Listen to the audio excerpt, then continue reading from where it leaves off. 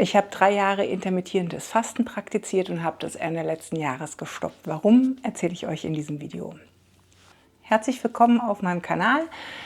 Heute soll es um das Thema intermittierendes Fasten gehen und warum ich aufgehört habe zu fasten.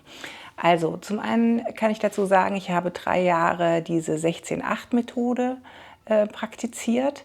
Beim intermittierenden Fasten gibt es sehr, sehr viele unterschiedliche Methoden. 16-8 bedeutet, man isst 16 Stunden nichts und hat ein Zeitfenster von 8 Stunden, in dem man was essen kann. Es gibt dann auch 18-6 oder es gibt auch 5-2, also wo man praktisch 5 Tage die Woche ganz normal isst und 2 Tage die Woche gar nichts isst, also den ganzen Tag nichts isst. Es gibt ja sehr, sehr unterschiedliche Modelle und es gibt natürlich auch sehr viele Leute, die darüber sprechen. Es war ein Riesenthema, jetzt gefühlt die letzten 5 Jahre, würde ich sagen, aber also ich kenne das Thema intermittierendes Fasten schon sehr, sehr viel länger. Es taucht immer mal wieder auf. Ja, und es soll eben viele Benefits haben, das Fasten, also gerade für die Zellerneuerung. Es gibt dann unterschiedliche Zeitfenster, in denen man fastet. Und je nach Länge der Fastenzeit ist es eben so, dass es unterschiedliche Auswirkungen oder bessere oder schlechtere Auswirkungen auf die Zellen hat. Also je länger man fastet, desto besser ist das eigentlich für den Zellstoffwechsel. Also ganz vereinfacht. Nur jetzt hier nochmal als kleinen Disclaimer, ich bin kein Arzt, ich bin kein Wissenschaftler zu diesem Thema. Ich berichte hier jetzt nur über meine eigenen Erfahrungen. Und die meisten werden schon was davon gehört haben. Es gibt also Unmengen an Quellen auch im Internet. Aber wie gesagt, es geht jetzt hier erstmal darum, meine eigene Erfahrung damit zu schildern.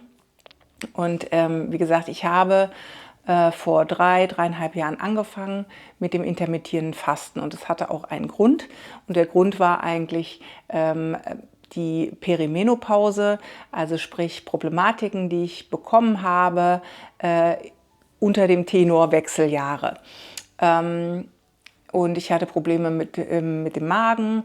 Ich hatte, war eigentlich immer irgendwie müde und aufgebläht und also alles in allem war ich natürlich auch zu dieser Zeit, das muss man dazu sagen, extrem gestresst. Ich hatte einen sehr stressigen Job zu dieser Zeit noch und das Ganze spielte natürlich zusammen, weil man jetzt auch mittlerweile natürlich weiß, dass wenn man in diese Hormonumstellung kommt, dass die Stresslevel natürlich sowieso grundsätzlich hochgehen, weil das Cortisol ansteigt aufgrund des hormonellen Ungleichgewichtes. Also es ist ein sehr komplexes Geschehen im Körper, was auch die ganze Zeit noch Variablen unterliegt, also die ganze Zeit schwankend ist, wie das eben mit den Hormonen so ist. Und ich hatte dann versucht, weil ich von ärztlicher Seite irgendwie gar keine Möglichkeit hatte, da irgendwie ein Gespräch zu finden zu dem Thema, habe ich das so gemacht, wie ich es eigentlich meistens mache, dass ich mich selber informiere, dass ich versuche, Sachen rauszufinden, die für mich persönlich passen. Und ich bin dann in eine Praxis gegangen, damals in Wiesbaden, für traditionelle chinesische Medizin und habe dann da Akupunktur gemacht und Schröpfen gemacht, was auch einen gewissen Effekt hatte. Und parallel dazu hatte ich mir dann eben überlegt, gerade auch um diese Magenthematik ein bisschen mehr in den Griff zu kriegen, es mit dem intermittierenden Fasten zu probieren. Und das habe ich dann gemacht und es hat ungefähr, ich würde sagen, so 10 Tage gedauert, bis ich mich umgestellt hatte. Also ich habe es dann immer so gemacht, dass ich bis 18 Uhr gegessen habe. 18 Uhr war dann Feierabend, danach gab es eben nur noch Tee, also ungesüßten Tee oder Wasser. Und habe dann am nächsten Morgen um 10 Uhr wieder angefangen zu essen. Und habe dann eben praktisch diese 8 Stunden zwischen 10 und 18 Uhr gegessen. Man kann sich natürlich diese Zeit unterschiedlich justieren in den Tag, wie es für einen am besten passt. Aber natürlich ist es praktisch, wenn man diese größte Zeit des Fastens in die Nacht verlegt, weil man dann sowieso schläft und das einem dann wahrscheinlich leichter fällt. Also es hat 10 Tage ungefähr gedauert, bis ich mich an diesen Fastenrhythmus gewöhnt hatte und dann war es auch gar kein Problem. Ich habe dann auch keinen Hunger oder irgendwas gespürt und habe dann relativ normal gegessen. So, und das hatte dann in Kombination mit der Akupunktur und ja, hatte das eigentlich den Vorteil, dass meine Symptomatiken tatsächlich besser geworden sind. So. Ich habe das dann einfach weitergemacht, weil ich dann auch überhaupt nicht mehr drüber nachgedacht habe und gedacht habe, ja, nee, ist in Ordnung und lässt es so und es hat ja auf jeden Fall einen Benefit. Gut, und dann hat sich in meiner Lebenssituation auch viel verändert. Wir sind ja, viele, die hier auf dem Kanal sind, wissen, sind ja jetzt vor 1,5 Jahren nach Norwegen ausgewandert. Ich habe bei weitem nicht mehr diesen Stress im Job, was natürlich alles dann auch zu einer Entlastung der Symptome geführt hat, aber natürlich auch der Zeithorizont, wo sich Sachen verändern im Körper, führt ja auch dazu, dass es sich immer wieder auch die Symptomatiken verändern.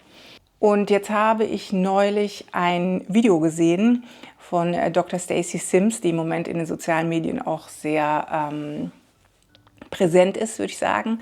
Und da ging es darum, also zum einen geht es darum, wie wichtig das Krafttraining natürlich ist für Frauen, gerade in der Menopause, weil es eben dazu führt, dass das eben für die Statik des Körpers, für die Knochendichte und so weiter eben essentiell ist, je älter wir werden.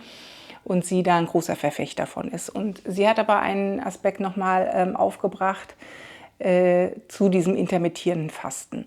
Also es gibt ja so ein paar Fastengöttinnen und Götter in den sozialen Medien, unter anderem Mindy Pelz gehört dazu, die war auch beim CEO schon im Podcast. Ich kann euch auch da so ein paar Folgen mal zu verlinken unten drunter. Die das ganze Fastenthema sehr gut erklärt. Und auch sie hat jetzt schon vor, weiß ich nicht, 2 Jahren oder 1,5 Jahren gesagt, dass das intermittierende Fasten grundsätzlich gut ist, aber dass eben Frauen in unterschiedlichen Altersstrukturen unterschiedlich mit diesem Thema umgehen sollten.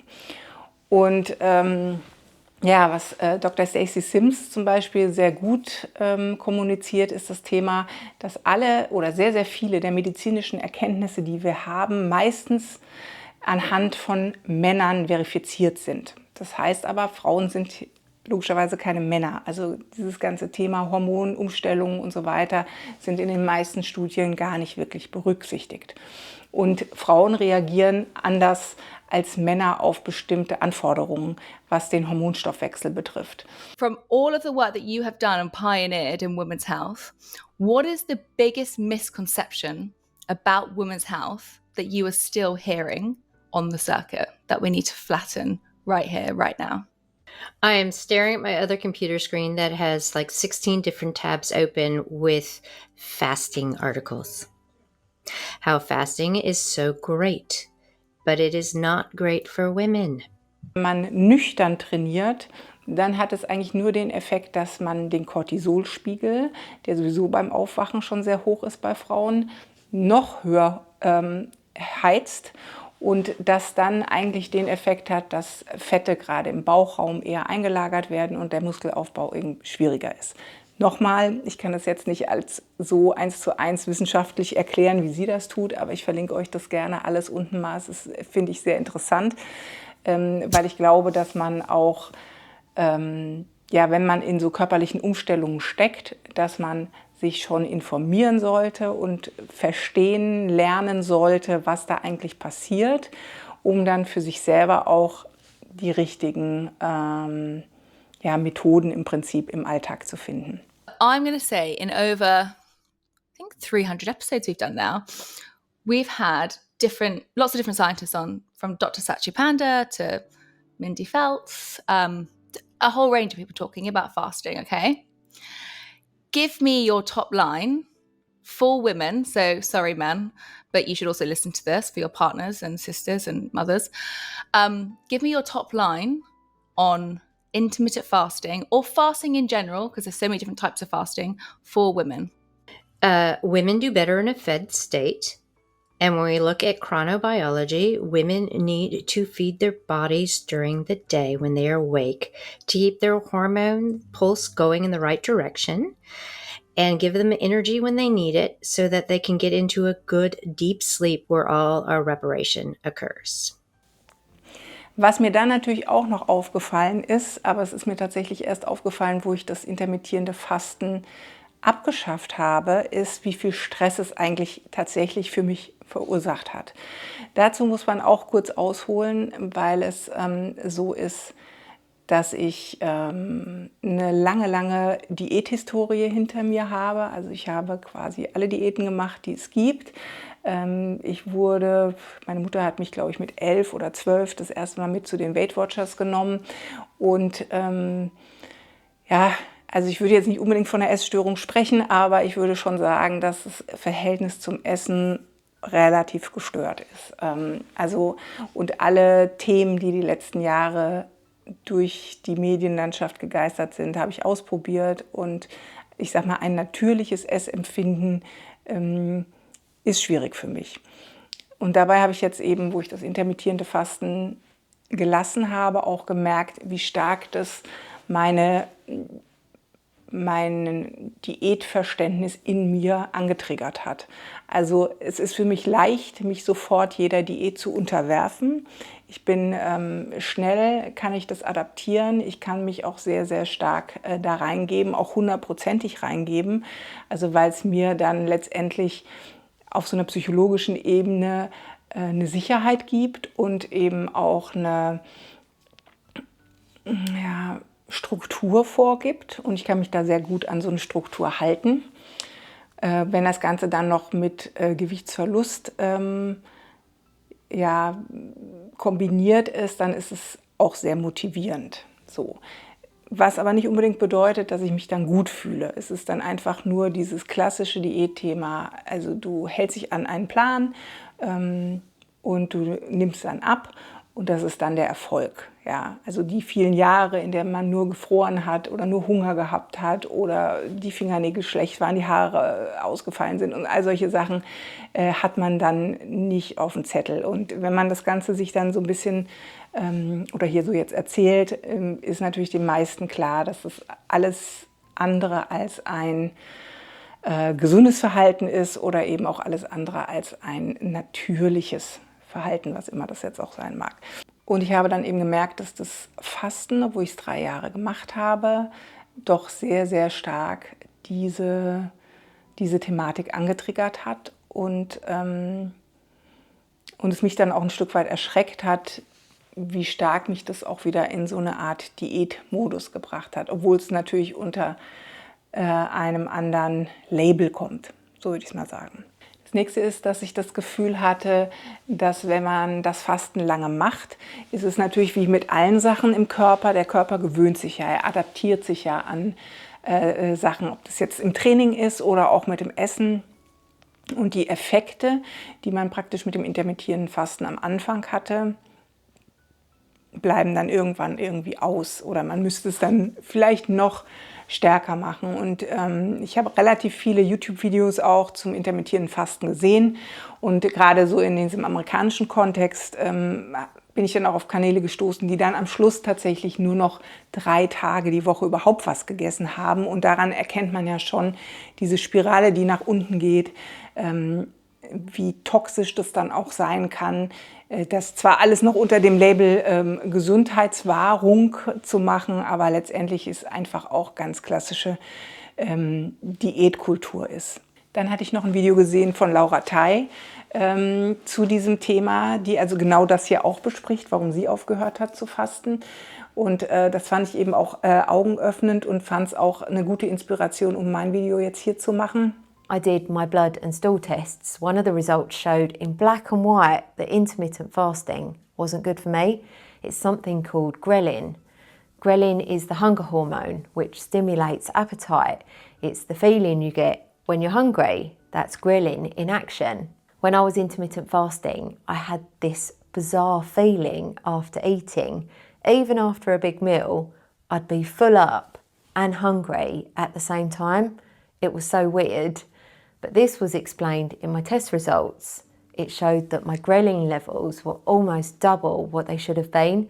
Es gibt Studien, die sagen, dass dieses Ghrelin, also das ist ja ein Hungerhormon, dass das durch das intermittierende Fasten eigentlich runtergefahren wird.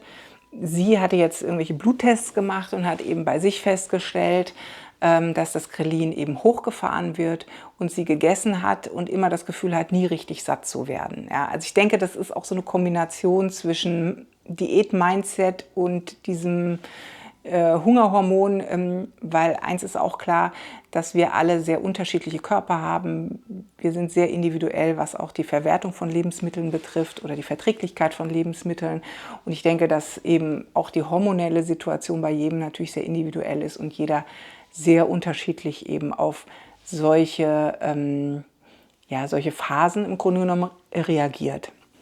Ja, und sie beschreibt eben in diesem Video, wie stark sie eigentlich immer das Gefühl hat, nicht satt zu werden und gleichzeitig auch das Gefühl hatte oder es, glaube ich, sogar auch an Werten festgestellt hat, dass eigentlich viel mehr Fett eingelagert wurde, was ja genau im Prinzip der gegenteilige Effekt von dem ist, was man damit erreichen will. Ja, und ich glaube, dass wir gerade medizinisch noch relativ in den Anfangsschuhen stehen, was die körperlichen Unterschiede zwischen Männern und Frauen betrifft.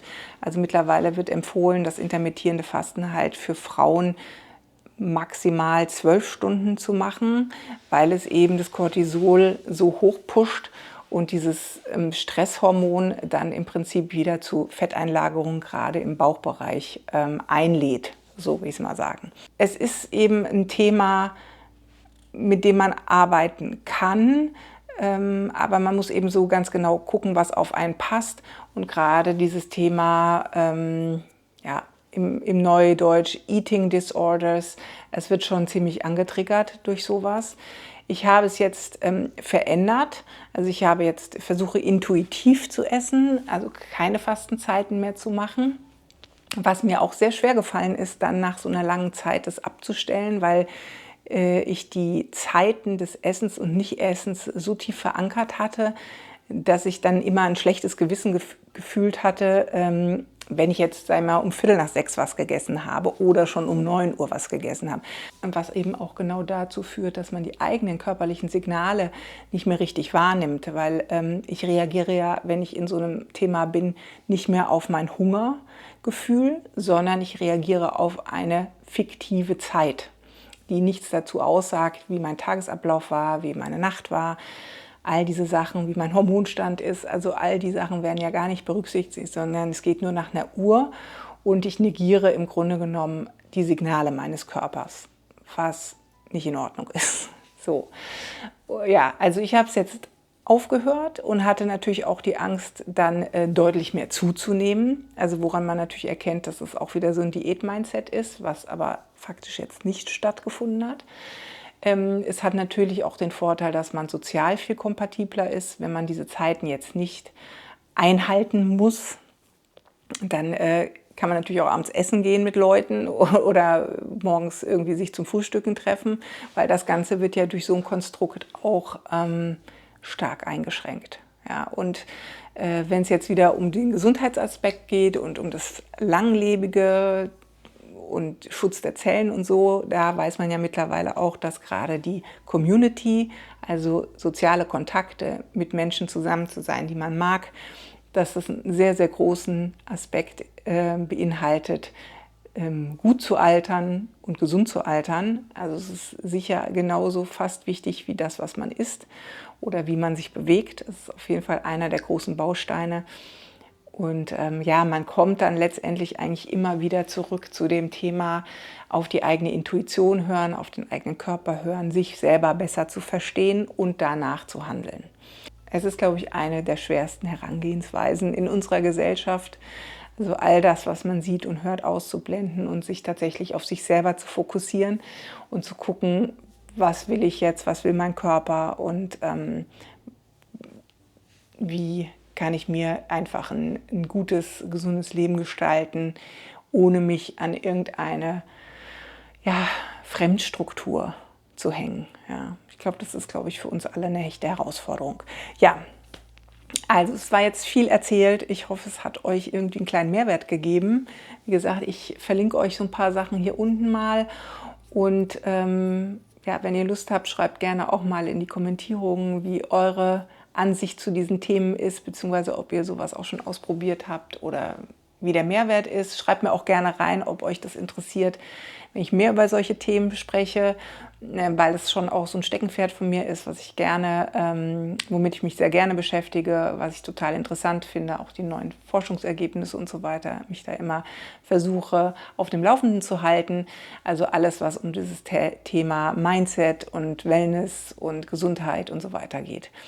Also immer vor dem Hintergrund, dass es auch ein Minenfeld sein kann. So, ja. Also bleibt gesund. Ich freue mich, wenn wir uns im nächsten Video wiedersehen und habt eine schöne Zeit.